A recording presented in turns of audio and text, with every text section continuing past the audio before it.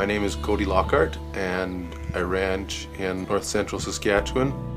When we first moved up to this northern parkland, we found the coyotes were packing up in the winter and we were losing about 90 pound wether every morning. It was almost like clockwork. Economically, it simply wasn't viable to lose 1% of our flock every morning. It's overwhelming. You can't exist under that stress. And if you've managed to successfully eradicate the local population, a new pack or a new group or a breeding pair will come in. It's like taking buckets out of a stream. So we started seriously looking into livestock guardian dogs. Having been a former cattle rancher myself, I totally understand and empathize with the losses they're going through. My name's Brenda Negri. I raise livestock guardian dogs full-time, and my goal has been to produce dogs that will effectively work in non-lethal predator control. The breeds that I've brought over here were used in Europe for centuries, who have gone through much modification through the decades and centuries. The livestock guardian dog breeds aren't about moving or hurting stock, they're about protecting stock. The guarding instinct is ingrained in them. It goes back centuries. It's what they are. We started with one dog, one Great Pyrenees. They're a very good dog for staying with the sheep in the flock and primarily bark or even round the sheep up a little bit to stay with them. And so we're really happy with that. However, they aren't really much of a match for a pack of coyotes or a wolf coming in. So we added 2 Anatolian Shepherds to that mix, which were a more aggressive dog. And they were more athletic and muscular, had more bone to them than the Pyrenees and the Marama. And they'll be, 100, 115 pounds. We ended up increasing both the number of dogs we were running and the type of dogs that we had. So we have quite a variation. And the other thing we did was we put spike collars on them. It really helps mitigate the pack interactions. So we felt we also needed to protect the younger dogs, especially as they grow up in the pack situation, and so things didn't get carried on too far. I put collars on my dogs at home. It can serve a lot of purposes for protection and as almost a weapon.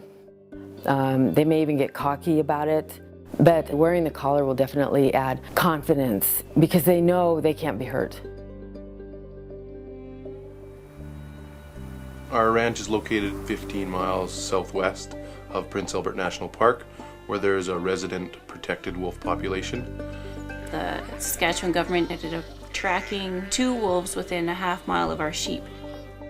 A few of our dogs started to come home pretty beat up and chewed on, and we realized we needed a stronger, bigger, more athletic dog, and so we introduced the Kangle dogs, who stay out a little further from the sheep on their perimeter checks, but they're also more equipped to engage in a coyote or a wolf pack fight if need be.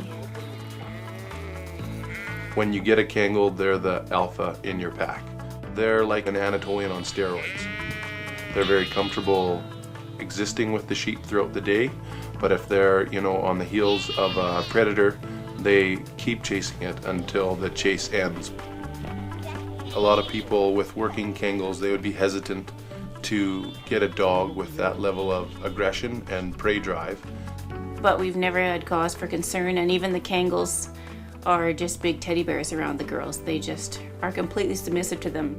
And that's fantastic because we view ranching as a family activity, so we're happy that we can take our 1-year-old and our 2-year-old out there. But if you interact with these dogs, you'll see right away that they're only aggressive with predators. The idea is not to create this kind of super dog or this impressively sized dog that can kill wolves.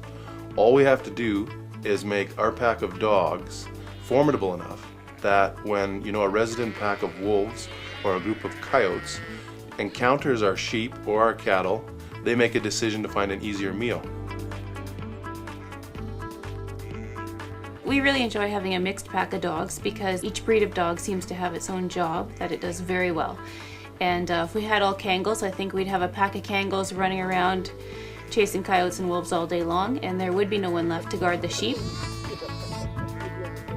And if we had all white dogs, I think they'd be run ragged around inside the fence. As our numbers grew, we kind of felt that we needed about 1 dog per 100 sheep. We'll probably add a dog every year, year and a half, so that we always have a dog younger being trained by older dogs in the pack. And don't wait to bring on a new pup. It gives your older dogs a chance to train the younger dogs, and they come up better. And I think when they're healthier and happier, they're going to work better for you. It's hard to watch them go when they're little. They have a life ahead of them that's going to include confrontation with predators, save livestock, and make people's lives a little easier. My main goal is to be able to help ranchers coexist with predators out there in a positive way where everybody wins.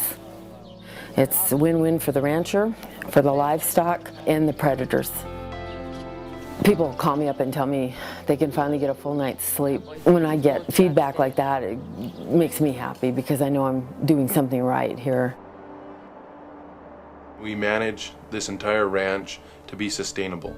So we're not here to eradicate wolves or foxes or bears or cougars or coyotes. You know, we can coexist with them, and that's what's beautiful about livestock guardian dogs. They're the linchpin in an overall risk management strategy. And they take their job seriously, and they're part of your team.